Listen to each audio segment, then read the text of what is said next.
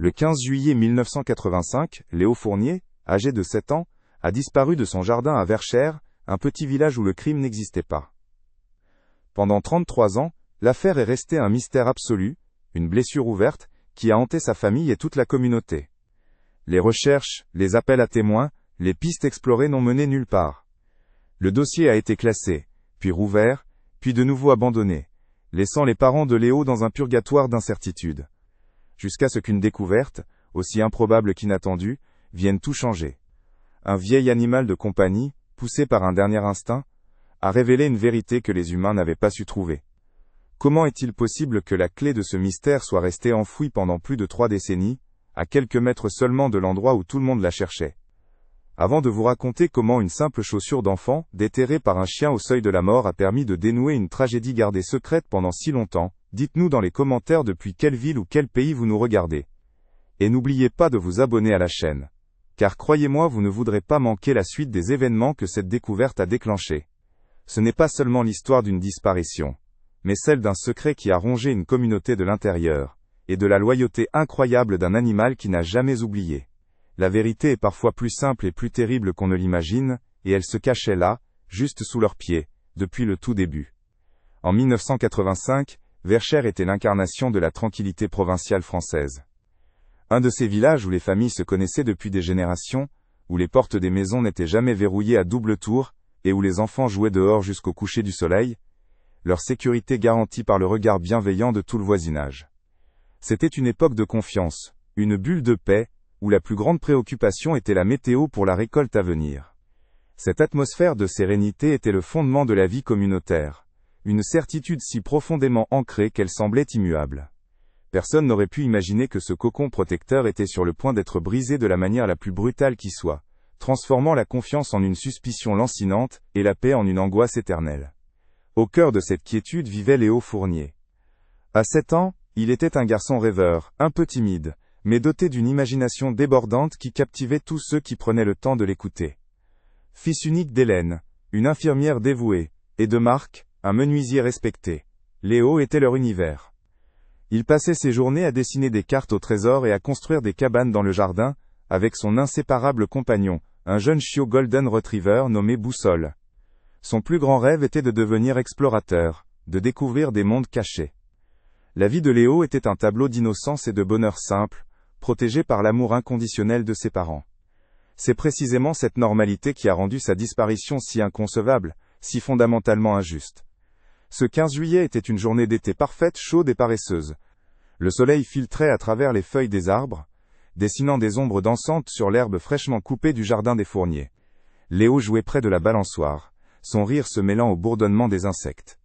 La clôture qui entourait la propriété était haute et solide, et le portail, comme Hélène s'en souvenait très bien, était verrouillé de l'intérieur. De la fenêtre de sa cuisine, elle le surveillait d'un œil distrait tout en préparant le dîner, rassurée par cette image de paix domestique. C'était une scène banale, répétée des centaines de fois. Le dernier moment de normalité avant que le silence ne s'installe, un silence lourd, anormal, qui allait bientôt engloutir leur existence tout entière. Vers 19h, la voix d'Hélène a traversé le jardin. « Léo, à table !» Pas de réponse. Juste le chant des oiseaux du soir et le léger grincement de la balançoire qui oscillait encore doucement, comme si Léo venait de la quitter. Elle a appelé de nouveau, un peu plus fort cette fois, une pointe d'agacement dans la voix. Toujours rien. Un frisson désagréable a parcouru son échine. Elle est sortie sur le perron, balayant le jardin du regard. Le tricycle était renversé près du potager. Les soldats en plastique de Léo étaient alignés pour une bataille imaginaire. Mais de Léo, aucune trace. La tranquillité de la fin de journée s'est soudainement transformée en une angoisse glaciale. Le monde venait de basculer, sans un bruit, sans un cri. Quand Marc est rentré de son atelier quelques minutes plus tard, il a trouvé Hélène arpentant le jardin comme une âme en peine, le visage blême, répétant le nom de leur fils en boucle. La panique est devenue contagieuse. En moins d'une heure, la nouvelle s'était répandue comme une traînée de poudre dans le petit village. Les voisins sont sortis de chez eux, armés de lampes de poche, pour aider aux recherches. Ils ont ratissé chaque recoin du jardin, inspecté les cabanons, fouillé les buissons et les champs avoisinants. La solidarité était immédiate, totale. Mais à mesure que les heures passaient, l'espoir laissait place à une terrible certitude. Léo ne s'était pas simplement caché pour jouer, il avait disparu. Et le plus terrifiant était l'absence totale d'indices. Pas une trace de pas, pas un morceau de tissu accroché à la clôture, rien. Les gendarmes de la brigade locale sont arrivés, visiblement peu habitués à une telle situation. Leur première théorie, celle d'une fugue, a été balayée avec colère par les Fournier. Un enfant de 7 ans, heureux et entouré, ne s'enfuit pas de son propre jardin clôturé, sans laisser la moindre trace. Mais face à une scène de crime qui n'en était pas une, sans demande de rançon ni témoin, l'enquête a rapidement piétiné. Les moyens étaient limités, l'expérience quasi inexistante. Chaque minute perdue était une torture pour Hélène et Marc, qui sentaient que l'opportunité de retrouver leur fils s'amenuisait à cause d'une enquête qu'ils jugeaient lente et inadaptée. La frustration s'est ajoutée à leur immense douleur, creusant un fossé entre la famille et les autorités. Dans les semaines qui ont suivi, la maison des Fournier est devenue un mausolée de chagrin. Marc, rongé par la culpabilité et la colère, s'est lancé dans sa propre enquête, une quête obsessionnelle qui l'a transformé en un homme méfiant et brisé. Il interrogeait les voisins, avec une agressivité qui a commencé à fissurer la solidarité du village, semant la suspicion là où régnait autrefois la confiance. Hélène, quant à elle, s'est réfugiée dans un déni déchirant. Elle a laissé la chambre de Léo intacte, ouvrant les volets chaque matin, et les fermant chaque soir, comme s'il allait rentrer d'un moment à l'autre. Boussole, le chiot, semblait incarner leur douleur. Il passait des heures couché devant la porte, gémissant doucement, attendant un maître qui ne reviendrait jamais. Au milieu de ce chaos émotionnel, les regards se sont tournés vers un homme, Monsieur Dubois, le voisin direct des Fournier. Un homme âgé, veuf et solitaire, connu pour son caractère taciturne. Plusieurs personnes se sont souvenues de son comportement étrange le jour de la disparition. Il était resté cloîtré chez lui, volets fermés, et avait semblé éviter tout contact visuel lorsque les premières recherches avaient commencé. Dans le vide laissé par l'absence de preuves, la rumeur a fait de lui le suspect idéal. La gendarmerie l'a interrogé à plusieurs reprises, a fouillé sa maison, mais n'a jamais trouvé le moindre élément tangible pour l'inculper. Il a été relâché, mais pour la communauté de Verchères, il est devenu un paria, le porteur silencieux d'un secret présumé. L'enquête sur Monsieur Dubois s'est avérée être une impasse frustrante. Malgré la conviction populaire et la pression de la communauté, les gendarmes n'ont jamais pu assembler la moindre preuve matérielle contre lui. Sa maison a été fouillée de fond en comble à 2 reprises, son jardin retourné, son emploi du temps disséqué. Rien. L'homme, bien que distant et peu coopératif, avait un alibi plausible pour une partie de l'après-midi, confirmé par un livreur. Face à l'absence totale d'indices, la piste s'est refroidie aussi vite qu'elle s'était enflammée. L'enquête officielle a commencé à piétiner, s'enlisant dans un labyrinthe de suppositions et de pistes sans issue. Pour les Fournier, cette incapacité des autorités à trouver une direction claire était une torture supplémentaire, le sentiment que le système en qui ils avaient placé leur dernier espoir les abandonnait. Les années ont commencé à passer, chacune marquant un anniversaire de plus de l'absence de Léo. La première année a été la plus brutale. La tension médiatique s'est estompée, les journalistes sont partis chercher d'autres drames, et la solidarité du village, autrefois si forte, s'est érodée sous le poids du temps et de la suspicion.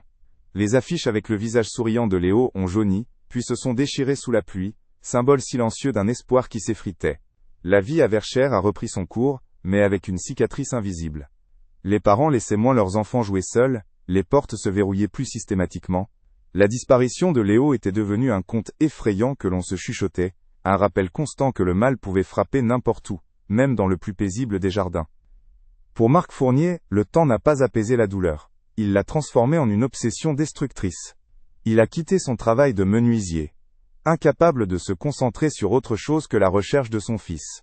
Les murs de son atelier, autrefois couverts de plans de meubles, étaient désormais tapissés de cartes de la région, de chronologies, et de listes de suspects potentiels. Il passait ses nuits à relire les rapports de gendarmerie qu'il avait réussi à obtenir, cherchant la faille, l'indice manqué. Son comportement est devenu erratique, sa méfiance a empoisonné ses relations avec les quelques amis qui lui restaient. Il était devenu un fantôme dans sa propre maison, hanté non seulement par la perte de son fils, mais aussi par la conviction qu'il avait, d'une manière ou d'une autre, failli à son devoir de le protéger. Hélène, de son côté, s'est murée dans un chagrin silencieux et ritualisé. Elle a refusé de déménager, de changer quoi que ce soit dans la maison. La chambre de Léo est restée un sanctuaire inviolable, un piège temporel de 1985. Chaque jour, elle y entrait, époussetait les jouets, refaisait le lit, et ouvrait les volets. C'était sa façon de garder Léo en vie. Une routine douloureuse, qui l'empêchait de sombrer complètement. Mais cette dévotion était aussi une prison. Elle ne pouvait échapper au silence assourdissant de la maison, aux échos des rires qui n'existaient plus. Le plus dur était de voir les amis de Léo grandir, passer de l'enfance à l'adolescence, marquant les étapes d'une vie que son propre fils n'aurait jamais. Chaque anniversaire, chaque rentrée des classes, était un nouveau poignard dans son cœur. 5 ans après la disparition, une lueur d'espoir aussi cruelle qu'éphémère est apparue. Un couple de touristes a contacté la gendarmerie, affirmant avoir vu un garçon ressemblant étrangement à une version vieillie de Léo dans un camping sur la côte atlantique. Pendant quelques jours, une frénésie a saisi les fourniers et les enquêteurs. Marc et Hélène ont fait le voyage, le cœur battant d'une angoisse mêlée d'une espérance folle. Ils ont passé des heures à scruter les visages dans la foule, cherchant un regard familier. Mais la piste s'est révélée être une fausse alerte. Le garçon était le fils d'une famille néerlandaise, et la ressemblance n'était que superficielle. Le retour à Verchères a été dévastateur. Cet espoir anéanti les a laissés plus brisés et épuisés qu'auparavant, leur faisant comprendre que chaque fausse piste était une nouvelle façon de perdre Léo. Pendant ce temps, M. Dubois vivait sa propre condamnation. Bien qu'officiellement blanchi, il est resté le coupable aux yeux du village. Il sortait rarement, faisait ses courses dans la ville voisine pour éviter les regards accusateurs et les murmures qui cessaient à son passage. Sa maison s'est délabrée, son jardin est devenu une friche, comme si l'homme se laissait mourir à petit feu avec sa réputation. La clôture qui le séparait des fourniers est devenue plus qu'une simple barrière physique. C'était un mur de silence et de haine. Personne ne lui adressait plus la parole.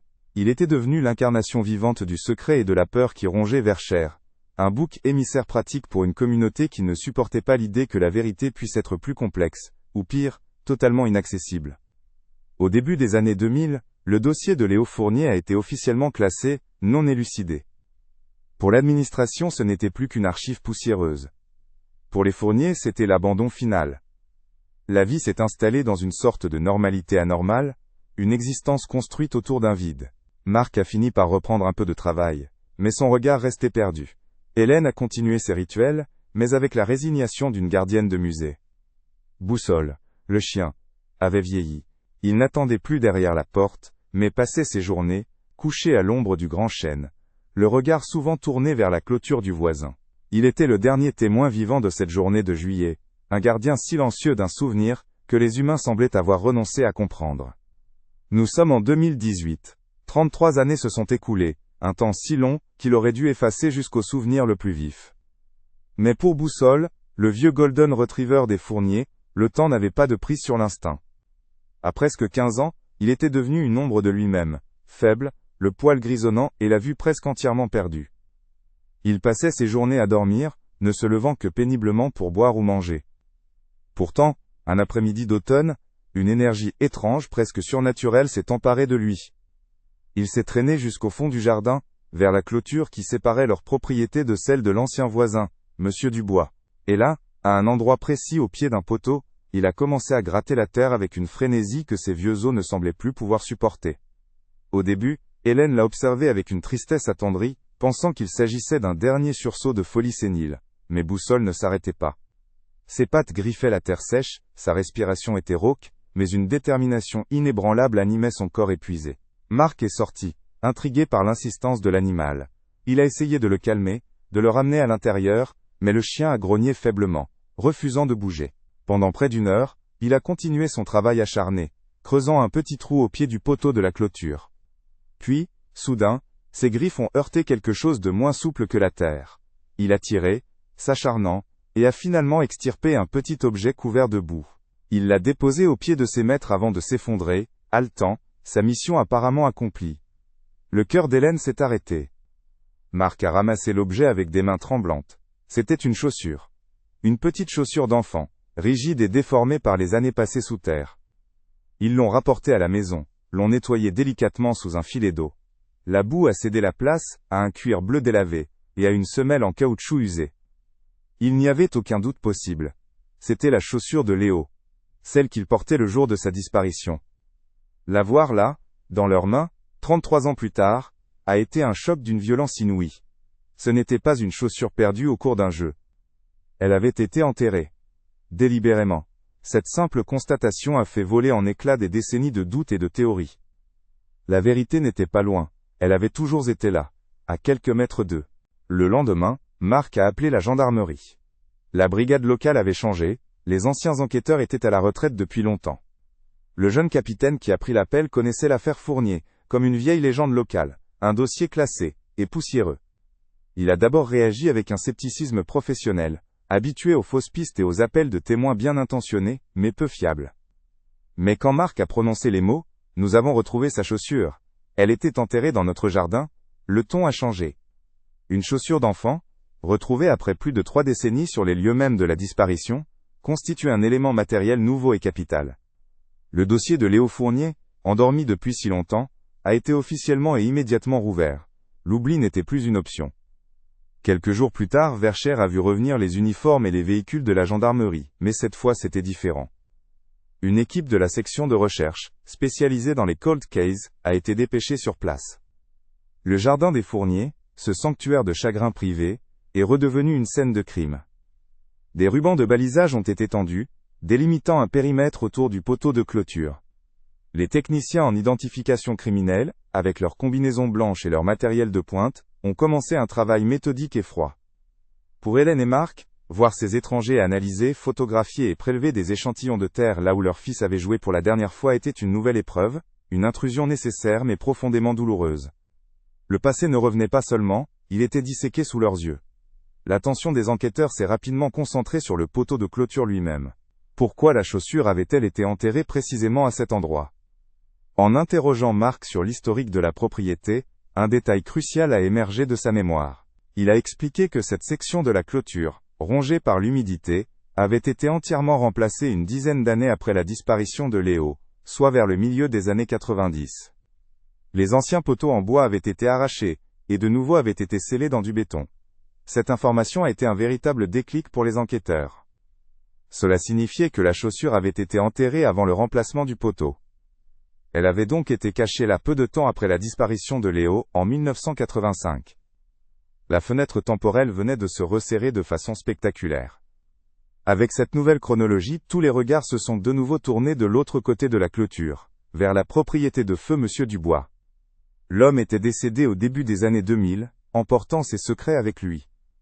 Mais la localisation de la chaussure, à la limite exacte de son terrain, ravivait la piste abandonnée des décennies plus tôt. Ce n'était plus une simple rumeur de village ou une intuition, c'était une preuve tangible qui pointait directement dans sa direction. Les enquêteurs ont compris que la solution ne se trouvait peut-être pas dans la disparition de Léo, mais dans ce qui s'était passé juste après. La nouvelle stratégie était claire, il ne fallait plus chercher un enfant disparu, mais ce que M. Dubois avait si désespérément tenté de cacher ce jour-là. Une demande d'excavation a été déposée pour son ancienne propriété. L'autorisation d'excaver la propriété de feu M. Dubois fut obtenue en quelques jours, une formalité administrative qui contrastait violemment avec le poids des 33 années d'attente. Quand l'équipe de la section de recherche est arrivée, le spectacle était désolant. La maison de Dubois, inhabitée depuis près de 20 ans, tombait en ruine, son jardin retourné à l'état sauvage. C'était un miroir inversé de la propriété des Fourniers, méticuleusement entretenu malgré le chagrin. Depuis leurs fenêtres, Hélène et Marc observaient le déploiement des forces de l'ordre, le cœur suspendu entre l'espoir terrifiant de la vérité, et la peur de ne rien trouver une fois de plus. Pour eux, ce jardin n'était plus un simple terrain vague, mais le possible tombeau de leur fils. Et chaque mouvement des enquêteurs était une torture. Dès l'aube, les machines entrèrent en action, leurs moteurs brisant le silence de mort qui régnait sur Verchères depuis des décennies. L'excavation a commencé méthodiquement, en se concentrant d'abord sur la zone longeant la clôture mitoyenne. Chaque pelletée de terre était tamisée, analysée, dans une quête minutieuse du moindre indice. Les premières heures furent infructueuses, ajoutant une couche de tension à l'atmosphère déjà pesante. Les enquêteurs, conscients du poids de l'histoire, travaillaient avec une concentration quasi religieuse. Ils savaient qu'ils ne cherchaient pas seulement des preuves, mais une réponse pour des parents, qui avaient vécu plus de la moitié de leur vie dans le purgatoire de l'incertitude. Le temps semblait s'étirer, chaque minute sans découverte ravivant la crainte que le secret de Dubois ne soit enterré pour toujours. Ce fut un bip strident et insistant du détecteur de métaux qui brisa la monotonie de la recherche en milieu d'après-midi. Le signal ne provenait pas de la zone près de la clôture, mais d'un coin reculé et envahi par les ronces, au fond du jardin. Après avoir dégagé la végétation, les gendarmes ont découvert une large dalle de béton, fissurée par le temps. Elle ne correspondait à aucun plan de la maison. Un des enquêteurs plus âgés, qui avait connu le village autrefois, s'est souvenu d'une rumeur. Les anciennes maisons de ce quartier possédaient de vieilles fosses septiques, désaffectées depuis longtemps. Un frisson a parcouru l'équipe. L'atmosphère a changé instantanément. La recherche avait désormais une cible précise. Un endroit sombre et scellé, parfait pour une dissimulation. Ouvrir la fosse septique fut une opération lente et macabre. La dalle de béton était lourde, scellée par des décennies d'oubli. Il a fallu une grue pour la soulever, révélant une ouverture sombre qui semblait aspirer la lumière du jour. Une odeur de terre humide et de décomposition s'en est échappée, une puanteur qui parlait de secrets et de temps révolus. Les enquêteurs, le visage grave, ont descendu une caméra endoscopique. Les premières images étaient confuses, montrant une accumulation de débris et de terre. Mais au milieu du chaos, une forme est apparue, quelque chose de petit, d'organique, enveloppé dans ce qui semblait être une vieille bâche en plastique. Il n'y avait plus de doute. Ils avaient trouvé ce qu'ils étaient venus chercher. Le secret de M. Dubois était sur le point d'être exhumé. L'équipe d'anthropologie judiciaire, arrivée sur les lieux, ne mit pas longtemps à confirmer les pires craintes. Les restes, bien que dégradés, étaient sans équivoque ceux d'un jeune enfant. Les analyses dentaires, comparées au dossier de Léo, ont apporté la confirmation finale. C'était lui. L'examen a également révélé la cause de la mort. Un traumatisme crânien sévère, causé par un choc violent à l'arrière de la tête, compatible avec une chute accidentelle. Annoncer la nouvelle à Hélène et Marc Fournier a été la tâche la plus difficile de la carrière du capitaine. Dans leurs yeux, il a vu un mélange déchirant de soulagement et de dévastation absolue. L'incertitude était terminée, mais la vérité était une abomination. Leur fils n'avait jamais été loin. Il avait été là, de l'autre côté de la clôture, pendant tout ce temps. La découverte du corps de Léo, si terrible soit-elle, laissait une question en suspens. Pourquoi la chaussure avait-elle été enterrée séparément, au pied de la clôture? Cet acte semblait illogique, presque rituel.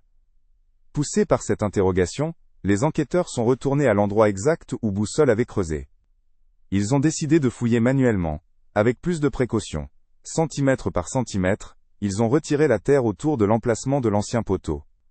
Et c'est là, à une trentaine de centimètres de profondeur, que la lame d'une truelle a heurté quelque chose de dur. Ce n'était pas une pierre. C'était du métal. Ils ont dégagé l'objet avec une infinie délicatesse. Il s'agissait d'une petite boîte en fer blanc, du genre de celle où les enfants gardent leurs trésors, complètement rongée par la rouille. La boîte en métal, bien que corrodée par le temps, s'ouvrit avec une surprenante facilité, comme si elle n'attendait que ce moment pour livrer son contenu. À l'intérieur, protégé par un sac en plastique, se trouvait un carnet de dessins d'enfants. C'était le carnet de Léo, celui qu'il emportait partout avec lui. Sur les pages, des mondes imaginaires, des monstres gentils, et des cartes au trésor. Mais glissé entre les dernières pages, il y avait une feuille de papier pliée en 4. L'écriture était tremblante, celle d'un vieil homme. C'était la confession de M. Dubois. En quelques phrases maladroites, il racontait la tragédie. Léo grimpant à la clôture pour récupérer son ballon, la chute, le bruit sourd, le silence. Il décrivait sa panique, sa peur d'être accusé, sa décision fatale de cacher le corps. La vérité était là, simple, absurde et monstrueuse. La lettre de Dubois n'était pas une confession éloquente, mais le gribouillage désespéré d'un homme brisé par son propre secret. Sur une feuille de cahier jaunie, son écriture tremblante, presque illisible par endroits, racontait la chronologie d'un cauchemar. Il n'y avait pas de préméditation, pas de haine, juste une succession d'événements tragiques, dictés par la malchance et la peur. Il est tombé, écrivait-il simplement. Le petit a grimpé à la clôture. J'ai entendu un bruit sourd. Quand je suis sorti, il ne bougeait plus. Je n'ai rien fait. J'ai eu peur. Ces quelques mots, si simples, contenaient l'horreur de 33 années de silence. La vérité n'était pas une conspiration complexe, mais un accident stupide, et une décision lâche, qui avait détruit d'innombrables vies, à commencer par la sienne. La vérité était là, crue et pathétique. Dans sa confession, Dubois décrivait la scène avec une clarté terrifiante. Léo, dans l'innocence de son jeu, avait envoyé son ballon de l'autre côté de la clôture. Plutôt que de déranger son voisin qu'il savait grincheux, il avait décidé de l'escalader, comme tant d'enfants l'auraient fait. Mais un des vieux poteaux en bois était glissant, couvert de mousse. Le pied de Léo a dérapé. Il a basculé en arrière, sa chute n'étant freinée par rien. Sa tête a heurté avec une violence inouïe, une des grosses pierres décoratives que Dubois avait placées au pied de sa rocaille. Le silence qui a suivi a été total, absolu. Dubois, qui observait la scène depuis sa fenêtre de cuisine, a compris instantanément que c'était fini. Il n'y avait pas eu de cri, juste le bruit mat de l'impact, puis le silence éternel d'un jeu qui venait de s'arrêter pour toujours. La panique qui s'est emparée de Dubois fut, selon ses propres mots, une vague qui a tout emporté sur son passage. Vieil homme solitaire, avec des antécédents cardiaques et une méfiance maladive envers toute forme d'autorité, il était persuadé que personne ne le croirait. Aux yeux du village, il était déjà l'ermite étrange, le voisin que l'on évitait. Il s'est imaginé les gendarmes, les questions, l'accusation de meurtre, ou, au mieux, de non-assistance à personne en danger. Dans son esprit terrifié, la seule issue pour préserver le peu de tranquillité qui lui restait, était de faire disparaître le problème. Il n'a pas réfléchi aux conséquences pour la famille Fournier, à la douleur qu'il allait infliger. Sa peur était égoïste, animale. Il a choisi de se sauver lui-même, condamnant les autres à une vie de supplice. L'acte de dissimulation fut aussi méthodique que macabre. Attendant que la nuit tombe, il a enveloppé le petit corps de Léo dans une vieille bâche en plastique trouvée dans son abri de jardin. Puis, sous le couvert de l'obscurité, il a traîné le fardeau jusqu'au fond de sa propriété, là où se trouvait une ancienne fosse septique en béton, désaffectée depuis les travaux de raccordement au tout à l'égout des années auparavant. Il a soulevé la lourde plaque de couverture et y a déposé le corps, avant de la refermer. C'était l'endroit parfait. Personne ne viendrait jamais chercher là. C'était un tombeau scellé, oublié de tous. En quelques heures, il avait effacé toute trace physique de l'accident, croyant pouvoir ainsi effacer l'événement de sa propre conscience. Il se trompait lourdement. Mais il restait des objets. La petite chaussure qui s'était détachée dans la chute, et le carnet de dessin que Léo tenait à la main. Dubois n'a pas pu se résoudre à les jeter avec le reste. Dans un acte étrange, mêlant le besoin de cacher les preuves et une forme tordue de remords, il a décidé de les enterrer séparément. Il a placé le carnet, ce témoignage de l'âme innocente de l'enfant, dans une vieille boîte en fer blanc, y ajoutant sa confession écrite à la hâte. Il a enterré la boîte et la chaussure au pied du poteau de la clôture, à l'endroit même de la chute. C'était comme s'il créait un mémorial secret, une capsule temporelle de sa propre culpabilité. Un secret qu'il pouvait surveiller depuis sa fenêtre. Un rappel constant et silencieux de la vie qu'il avait volée, non par méchanceté, mais par pure lâcheté. Dès lors, la vie de Monsieur Dubois est devenue un enfer personnel. Il vivait dans la peur constante d'être découvert. Chaque fois que les gendarmes venaient frapper à sa porte, son cœur menaçait de lâcher. Il entendait les appels d'Hélène dans le jardin, voyait la silhouette de Marc arpenter la clôture, et chaque fois, la culpabilité le rongeait un peu plus. Les regards accusateurs des villageois n'étaient rien comparés au jugement qu'il portait sur lui-même. Sa maison est devenue sa prison, son jardin le cimetière de son âme. Il a cessé d'entretenir quoi que ce soit, se laissant dépérir en même temps que sa propriété, comme pour expier sa faute. Sa mort, des années plus tard, a été celle d'un homme déjà mort de l'intérieur, emporté par un secret trop lourd pour un seul cœur. Pour Hélène et Marc, la lecture de cette confession fut l'épilogue le plus cruel qui soit. 33 ans de théorie, de pistes, de faux espoirs, anéantis par la réalité sordide d'un accident et de la peur d'un seul homme. Leur fils n'avait pas été enlevé par un monstre, il n'avait pas souffert. Il était simplement tombé. La colère qu'il ressentait envers Dubois était immense. Mais elle était différente, mêlée à un sentiment d'absurdité tragique. Leur vie entière avait été suspendue, leur couple brisé, leur bonheur anéanti, parce qu'un homme avait eu trop peur pour dire la vérité. La proximité physique du corps de Léo pendant toutes ces années était la torture ultime. Il avait été là, à quelques mètres, pendant qu'il pleurait son absence. La vérité ne les a pas libérés, elle a redéfini la nature de leur prison. Les funérailles de Léo Fournier ont eu lieu un samedi matin brumeux, 33 ans après sa mort. Presque tout le village était présent, non pas par simple solidarité, mais par un besoin collectif de faire face à la vérité. L'atmosphère dans la petite église était lourde, écrasante. Il n'y avait pas seulement du chagrin, mais aussi de la honte, et du regret dans les regards fuyants. Les mêmes personnes qui avaient murmuré des accusations contre Dubois pendant des décennies, étaient maintenant assises là, confrontées à l'absurdité de leur propre jugement. Le petit cercueil blanc, porté par Marc, était un symbole insoutenable de l'innocence perdue et du temps volé. Pour la première fois, Verchères ne pleurait pas un mystère, mais un enfant. Et dans ce deuil tardif, la communauté commençait à peine à mesurer l'étendue des dégâts causés par un simple mensonge. La révélation de la vérité a eu un effet étrange sur Verchères. La figure de Monsieur Dubois, autrefois le monstre commode, est devenue celle d'une figure tragique, un homme faible écrasé par un acte de lâcheté. La culpabilité du village a changé de nature. Ce n'était plus la peur de l'inconnu mais la honte d'avoir condamné un homme sans preuve, d'avoir participé à son isolement et à sa lente déchéance. Les conversations sur l'affaire se sont tues, remplacées par un silence gêné. Les gens se sont souvenus de l'avoir croisé, d'avoir détourné le regard, d'avoir nourri la rumeur. La vérité n'a pas seulement résolu un crime, elle a forcé toute une communauté à faire son propre examen de conscience. Verschère avait perdu son innocence, non pas le jour de la disparition de Léo, mais chaque jour où elle avait choisi la suspicion plutôt que la compassion. Pour Marc, la fin de l'enquête a été comme un sevrage brutal. Pendant plus de 3 décennies, sa quête obsessionnelle avait été son unique raison de vivre. Le mur de son atelier, couvert de cartes, de photos et de théories, était le centre de son univers. Quelques jours après les funérailles, il y est entré, et, méthodiquement, a tout décroché. Chaque punaise retirée, était comme un petit adieu à la colère qu'il avait consumée. Sans mystère à résoudre, sans coupable à haïr, il s'est retrouvé face à un vide immense, le deuil pur de son fils, sans le filtre de l'enquête. Il a dû réapprendre à vivre non pas comme un justicier, mais simplement comme un père endeuillé. Le processus a été lent, douloureux, mais pour la première fois, il pouvait regarder Hélène sans voir en elle le reflet de son propre échec. Le changement le plus profond s'est opéré chez Hélène. Une semaine après avoir enterré son fils, elle est montée dans la chambre de Léo. Depuis 33 ans, cette pièce était un sanctuaire figé dans le temps.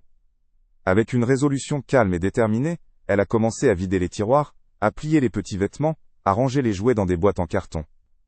Ce n'était pas un acte de renoncement, mais de libération. Chaque objet emballé était une acceptation. Elle ne gardait plus la porte ouverte pour un fantôme, elle fermait un chapitre de sa vie pour pouvoir enfin en commencer un autre. Le soir, pour la première fois depuis 1985, elle a fermé les volets de la chambre et n'est plus revenue. Le silence dans la maison était toujours là, mais il n'était plus celui de l'attente. C'était le silence de la paix. Boussole, le vieux Golden Retriever, s'est éteint paisiblement dans son sommeil quelques semaines plus tard. Il avait semblé s'apaiser après sa découverte, comme si sa dernière mission sur Terre avait été accomplie.